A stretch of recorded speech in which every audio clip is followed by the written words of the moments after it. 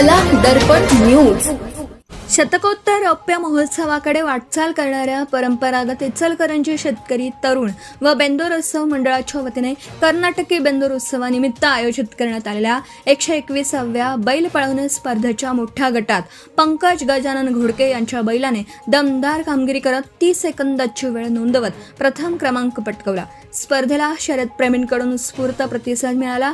DKT नारायणमळा प्रशालेच्या मैदानावर रंगलेला या स्पर्धेचा शुभारंभ सहकार महर्षी कल्लाप्पन्ना आवाडे आणि आमदार राहुल आवाडे यांच्या हस्ते मैदान पूजन करून करण्यात आला. पारंपरिक उत्साह, जल्लोष आणि शिस्तबद्ध आयोजनामुळे संपूर्ण परिसरात उत्सवी वातावरण निर्माण झालं होतं. मोठ्या गटातील स्पर्धेत एकूण 25 स्पर्धकांनी सहभाग घेतला. प्रत्येक स्पर्धकाने आपल्या बैलांच्या वेग आणि ताकदीचं उत्कृष्ट प्रदर्शन केला.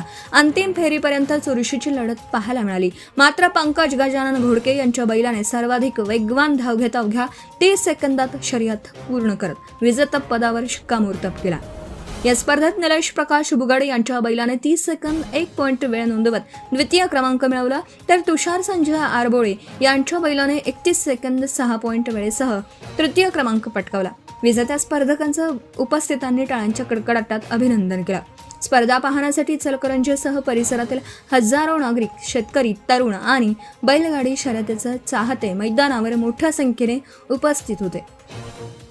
प्रत्येक फेरी दरम्यान प्रेक्षकांकडून विजेत्या बैलांना आणि मालकांना उत्स्फूर्त दाद मिळत होती. यावेळी प्रकाश दत्तवाडे, सतीश मुळीक, नितेश पवार, बेंदूर कमिटीचे अध्यक्ष बाळासोक लागते, अहमद मुजावर, नंदू पाटील, शांताप्पा मगदूम, राहुल घाट, राजू बचाटे, तानाजी कोकितकर, अजिंक्य रेडेकर, किशोर पाटील, सागर गळदगे, डॉक्टर विजय माळी, राजू दरिबे, अनिकेत पाटील, सागर कम्मे, तानाजी भोसले, नितीन वाघमोरे, आरिफ अत्तार यांच्यासह अनेक मान्यवर आणि शर्यत प्रेमी उपस्थित होते.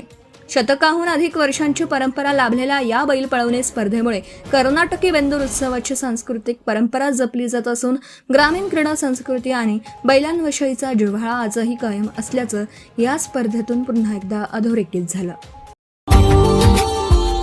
Subscribe now and press the bell icon. Never miss an update.